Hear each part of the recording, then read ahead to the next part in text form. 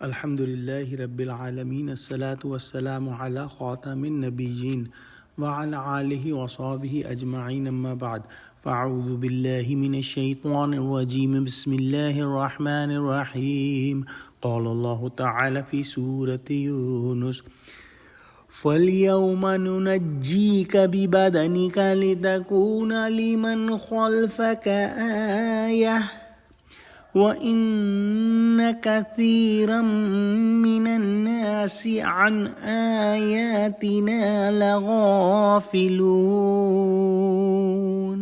ترجمہ: تو آج ہم تیرے بدن کو دریا سے نکال لیں گے تاکہ تو پچھلوں کے لیے عبرت ہو، اور بہت سے لوگ ہماری نشانیوں سے بے خبر ہیں۔ جب فرعون غرق ہو گیا تو اللہ سبحانہ و تعالی نے اس کو آنے والے لوگوں کے لیے نشانی بنا دیا۔ موضوع القرآن میں ہے کہ جیسا یہ بے وقت ایمان لایا ویسے ہی اللہ نے اس کے مرنے کے بعد اس کا بدن دریا سے نکال کر ٹیلے پر ڈال دیا کہ بنی اسرائیل دیکھ کر شکر کریں اور پیچھے آنے والے اس کے حال سے عبرت پکڑیں، ورنہ اس کو بدن کے بچنے سے کیا فائدہ ہوا۔ جیسا بے فائدہ ایمان تھا ویسے ہی بے فائدہ نجات ملی کہ بدن تو بچ گیا لیکن کسی کام کا اس کے لیے نہ رہا، بلکہ آنے والوں کے لیے نصیحت آموز بن گیا۔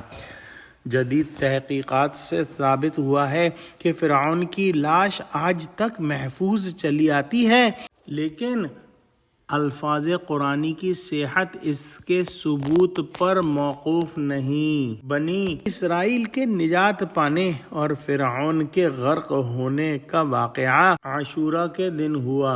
فرعون کے قصے میں اللہ سبحانہ و تعالی کی ایک بڑی آیت ہے، لیکن آج بھی جو لوگ فرعون کی لاش کو دیکھتے ہیں تو وہ محض انٹرٹینمنٹ کے لیے اور جو ہے وہ تفریح کی غرض سے اس کی نیت سے دیکھتے ہیں۔